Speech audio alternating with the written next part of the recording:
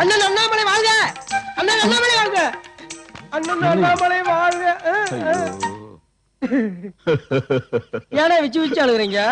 இந்த தமிழ்நாட்டு ஜனங்களை நினைச்சுதானே அழுதுகிட்டு இருக்கேன். அண்ணா நீங்க தான் ஜெயிச்சிட்டீங்கல்ல, அப்புறம் புலம்பிக்கிட்டு இருக்கீங்க. சந்தோஷமா இருங்கண்ணே. டேய், நான் ஜெயிச்சா கூட சுருட்ட போதெல்லாம் நீதானே. உன்னை வெளியே அமிச்சிடலான்னு பார்த்தா சென்டிமெண்டா நீ என் பக்கத்துல இருந்தாதான் நான் ஜெயிச்சுக்கிட்டே வரேன். அதை நினைச்சுதானே அழுதுகிட்டு இருக்க. என்னன்னா இதெல்லாம் போய் நான் எங்க ஜெயிக்க போறேன்னு நினைச்சுக்கிட்டு ஜனங்கிட்ட ஏகப்பட்ட வாக்குறுதி அள்ளி விட்டேனடா. இப்ப ஜெயிக்க வச்சுட்டான்ல, அந்த வாக்குறுதி எப்படி நிறைவேற்றுறது? ஜனங்கிட்ட தானே சொன்னீங்க, அவங்க எங்க ஞாபகம் வச்சு போறாங்க. விடுங்க.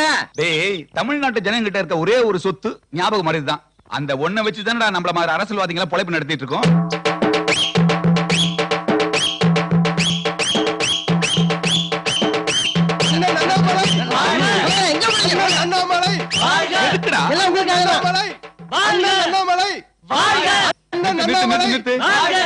ஏண்டா, நேத்து வரைக்கும் திண்ணையில உட்கார்ந்துட்டு பரதேசி மாதிரி போற வரவனை எல்லாம் பார்த்து கையெடுத்து கும்பிட்டு இருந்தேனே, ஒருத்தனாவது என்ன சட்டை பண்ணீங்களாடா? இப்ப எலெக்ஷன்ல ஜெயிச்ச பிறகு தார தப்படியோட வாழ்த்து வந்திருக்கீங்களே, இது எந்த விதத்துலடா நியாயம்? என்னென்ன பண்ண சொல்றீங்க? உங்களை சொல்லி குத்தம் இல்லடா, இந்த தமிழ்நாட்டு ஜனங்களோட தலையெழுத்து அது மாதிரி. போடு. ஏது மாலை கடன் வாங்கினியா? ஆமாங்கண்ணே. உன் வேலையா? அதானே அரசியல்.